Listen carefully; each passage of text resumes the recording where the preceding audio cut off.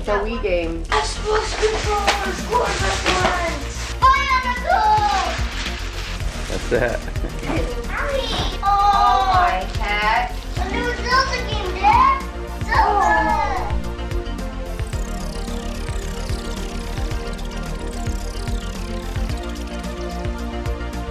Welcome to Rewind, the show where we explore late 90s and early 2000s pop culture that has impacted me and many others. And on today's episode, we're talking about The Lord of the Rings. There are things in a person's life that upon first experiencing it, they instantly connect with it on more than just a surface level. A connection that can move them in ways they have never experienced before. It can inspire them beyond belief and can teach them major life lessons. This, for me, was none other than The Lord of the Rings. My first experience with this beloved franchise was back in the early 2000s. I was 4 years old, and the memories are a little hazy, but I remember very clearly laying on my parents' bed while my dad was laying on the floor, and we watched The Fellowship of the Ring. What I remember most was the battles, and then at the very end of the film, my dad said, "That's it?"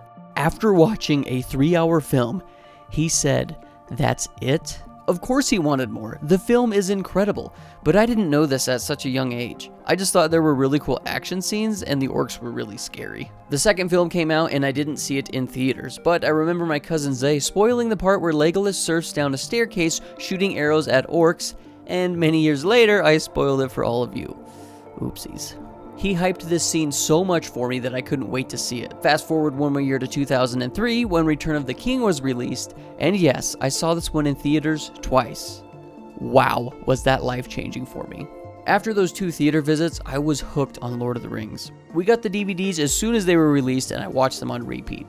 The one I watched the most was Return of the King. One of my younger sisters was just a baby at the time and she slept in my room every night as we went to bed watching the Return of the King. She was very little, but was just as captivated as I was. She would even watch it by herself. My mom would just put it on as a babysitter for her. It's a 3-hour movie, and she would sit and watch the whole thing.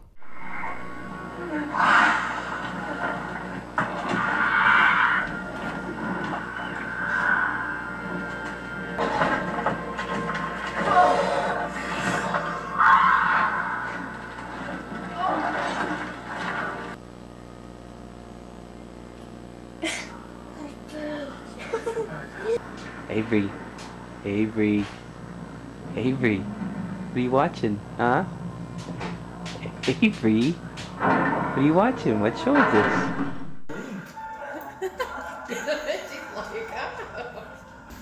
I don't even notice I'm filming yet. Do you remember this? Oh, God. You watch this non-stop. So, Abe, do you still like Lord of the Rings as much as you did when you were a kid? I think if I watched it, like, unlock a memory, like, you know, like... When was the last time you and Mom watched it, Dad? Yeah. The other night? You didn't invite me? Well, Mom fell asleep, but I watched it. Yeah. My family and many other fans out there almost view these as Christmas classics at this point, watching them every year around the holidays when everyone comes back from school and work. Being huge fans of the franchise, we got every form of Lord of the Rings media we could get our hands on. We had action figures, Legos, the old 1970s Hobbit cartoon that my dad watched as a kid, posters, books, swords, and of course, the video games.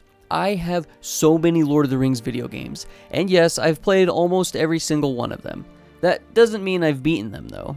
I eventually do want to do videos on the Lord of the Rings video games, so if that is something you want to see in the future, let me know.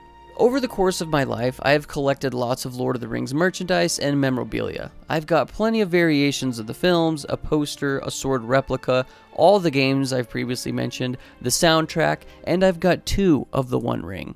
I remember when I felt like I was the biggest Lord of the Rings fan I knew, my dad's friend introduced me to the extended editions of the films. My mind was blown. I felt like I was getting to rewatch the films for the first time because I was consuming lots of scenes that I had never seen before. There were lots of loose ends that didn't get tied up in the theatrical release. The extended editions, by the way, are the best way to watch these films, and most of the fan base would agree. After my dad found out about the extended editions, he went out and bought them for me for Christmas, and I once again consumed the crap out of them. With The Lord of the Rings being my favorite thing literally of all time, and me being a YouTuber, of course I've been wanting to make a video talking about my love for this franchise, But for the last 2 years, when it came around to me getting my thoughts together and trying to write a script, I would get too nervous and overwhelmed to write. I felt like I wouldn't be able to do it justice, but I guess I finally just said to hell with it and I made the video. I want to tell you all why Lord of the Rings means so much to me and why it is still, to this day, my favorite thing of all time. Now, with all that being said, before we get into it, I wanted to let you know that I have made an extended cut of this video where I talk about specific scenes, I show the scenes, I talk about some of my favorite parts, and I also use the music from the films in the video. Obviously, I can't upload that to YouTube because we would get copyright striked and then no one would be able to see the video. So if you want to support the channel even more and watch the extended version of this video, you can head on over to our Patreon, and for only $1 a month, you can watch this extended version of the video along with years of content that we've already made. The support is always appreciated, but without further ado, let's jump into The Lord of the Rings.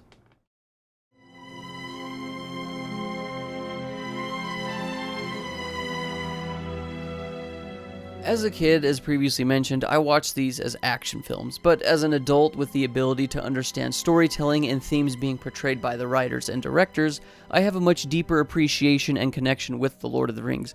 Even to this day, I compare other films and stories trying to portray the same themes found in Lord of the Rings, and I still feel that Lord of the Rings does it best. Themes of darkness, hope, power, humility, companionship, and compassion. It tackles many topics in such a good way. Racism, feminism, pride. It's all handled so well in my opinion, with specific characters and relationships demonstrating these. The characters are all well written and relatable in some sense that you can watch this film and relate to at least one of the characters in some way or another. Legolas and Gimli are from the elven and dwarf races, and boy do they have lots of tension between them early on. But as the story progresses, we see these two become best friends. They have some comedic moments together, moments of competition and tension, and then at the end, drop one of the best quotes of the whole series. I thought I'd die fighting side by side with an elf. What about side by side with a friend?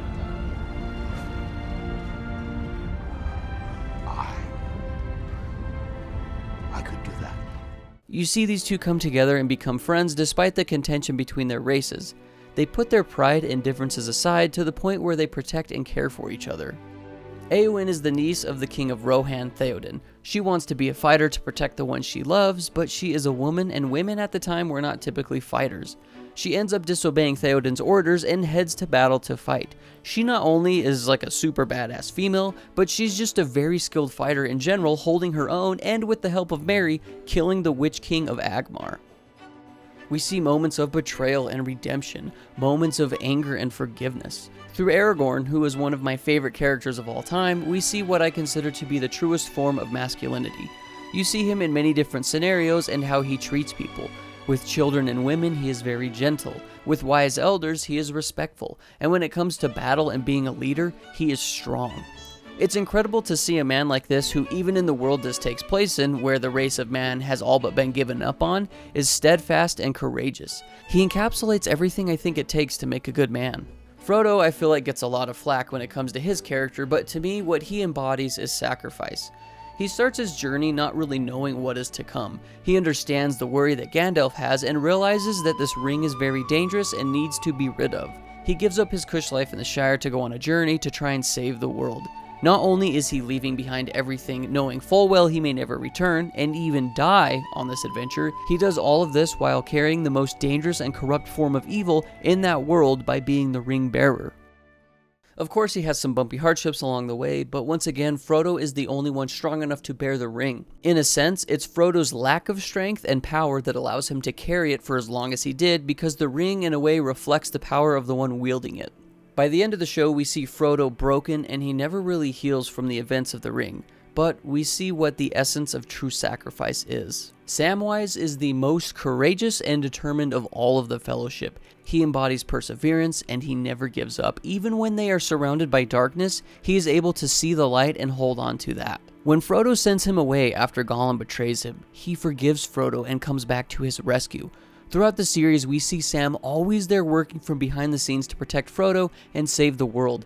I love Sam, and he is one of the best characters ever written. He knows that he's just a small hobbit in the big wide world. Even then, he is but a gardener in the world of hobbits, but he is always positive and refuses to give up. Gandalf has some of the best quotes throughout all of the films. He is the wise old man that whenever you are feeling lost or afraid, you can turn to and he will inspire and comfort you. When you are afraid of the future and making decisions, Gandalf has a quote for that. When dealing with death and loss, he has a quote for that.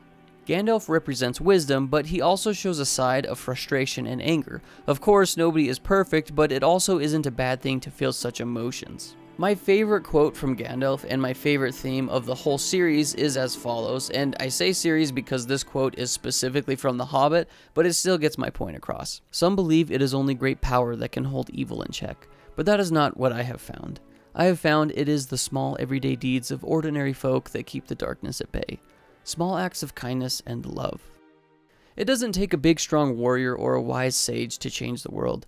Sometimes in life we compare ourselves to others, which really only makes us depressed. You will never be another person, so instead of comparing yourself to them, just be yourself and do what you can every single day to be a better you and help people. We see at the end, which is one of my favorite scenes in the whole show, and I get emotional every time I see it.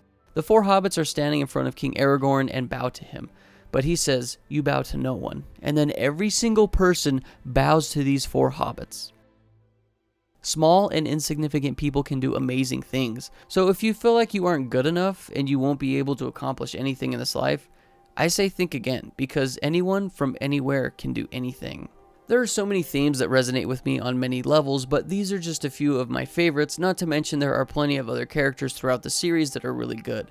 The set pieces and locations of the films are incredible. The Shire is one of the homeliest places I have ever seen, and anytime I see the Shire, I feel right at home. The giant city of Minas Tirith on the side of a mountain is breathtaking, the humongous pillars of Moria, and the serenity of Rivendell. All the places in Middle-earth are so cool. The props they use throughout are great. Every orc looks so grotesque and vicious. The armor of each faction is so fitting and looks incredible. The elves are very angelic. The hobbits are rural farmers out in the middle of nowhere. Riders of Rohan are very gritty. And the soldiers of Gondor look like soldiers. Everything in the show helps the immersion, so much to the point that even the CG is pretty good for the most part. Gollum was an amazing leap in CG technology and still holds up even 20 years later. There's so much about the films that I love, not to mention that the casting for each role fits perfectly. Peter Jackson and his crew were firing on all cylinders regarding every aspect of The Lord of the Rings. The pre-production and planning made everything else go way smoother and added to the incredible product that is The Lord of the Rings. I've seen these films so many times, as well as the behind the scenes, and yes, every time he kicks the helmet, every goddamn time. The icing on the cake that pulls all of this together is the score of this film. Howard Shore composed the music for The Lord of the Rings, and he absolutely nailed it. He literally caught lightning in a bottle. Every single song in the score is incredible and fits the sets and characters they are tied to perfectly. The Lord of the Rings introduced me to Enya, which makes me cry every time I hear an Enya song, because growing up, my grandpa loved listening to Celtic music, and Enya was amongst the artists he played every Sunday morning from his computer at full blast. Music is incredibly powerful for so many reasons. Hearing a certain song can take us right back to a specific moment in time, as if no time has passed since then, and that is what the Lord of the Rings soundtrack does for me on so many levels. It takes me back to when I first started watching these films with my family, but also watching and playing the video games with my friends. We played so many of the games, trying to beat them, leveling up every character, and just having fun. Sharing a love for Celtic music with my grandpa stems from The Lord of the Rings, and that is something I'm so very grateful for. Watching the films with my little sister every night for months, talking about and watching the films with my dad. I just have so many fond memories surrounding the series, not to mention how much I resonate with the messages found within. I need to acknowledge that none of this would be possible if it weren't for Professor Tolkien, who wrote the series and created this beautiful world. I have since becoming an adult read the books, and they are as good as everyone says they are. The world building is immaculate and very detailed. It's crazy how he was able to create another world full of races and languages that feels so real. After reading the books and comparing the films to them, I can see why they cut out certain things from the movies and why they rearranged some other things. It's an adaptation, and they are also trying to make enjoyable films, which I feel they did a very good job with. To me, it's really cool that we have the movies alongside the books. You can consume both and have such a great time. Before I close the video, I just wanted to mention how much other media is out there on The Lord of the Rings. The community is huge with many different forms for you to consume. If you want to learn more about the lore, there are many great YouTube channels out there that go into depth. Nerd of the Rings is a great channel along with Men of the West. It's funny, one day my dad called me up and started telling me about all the lore videos he had started watching, and coincidentally, I had started watching them around the same time. The Rings of Power Amazon show came out, and I wasn't really a huge fan. You could watch it and enjoy it. There are many breathtaking locations, and the music's really good, but the writing is rough. That's really all I'm going to say. Watch it for yourself and form your own opinion. Or don't. There are plenty of Lord of the Rings fan films out there, which are all super entertaining to watch, for better and for worse. If you want even more from the actors of the film, you can check out the Friendship Onion podcast, which is hosted by Billy Boyd and Dominic Monaghan, who played Merry and Pippin from The Lord of the Rings. The podcast is hilarious, and they talk about Lord of the Rings almost every episode, along with having some of the old cast members come on, and then they all talk about their experiences. There's a big Lord of the Rings community on Reddit with even more content and information to consume. I love The Lord of the Rings, but there are fans who dedicate their lives to learning about this world, and it's exciting to learn. You can go on Reddit and ask almost anything, and for the most part, the community is very welcoming. You can even find lots of memes. Long live Grond. I love The Lord of the Rings for so many reasons, but I think the two biggest is all of the experiences that I've had with my friends and family surrounding The Lord of the Rings, and all of the life-changing messages that I've gotten from it as well. Whenever I'm in a dark, sad, lonely place and I feel like giving up, I'll put on Lord of the Rings, and it somehow always gets me out of my slump. Seeing all the characters overcome their hardships gives me strength to carry on, and that probably sounds silly because it's a work of fiction, but we can all get inspiration from different sources. Just remember that small and insignificant people can do great and wonderful things. Good will always overcome evil, light will always outshine the dark, and life always finds a way to get better. You just have to keep going and to never give up.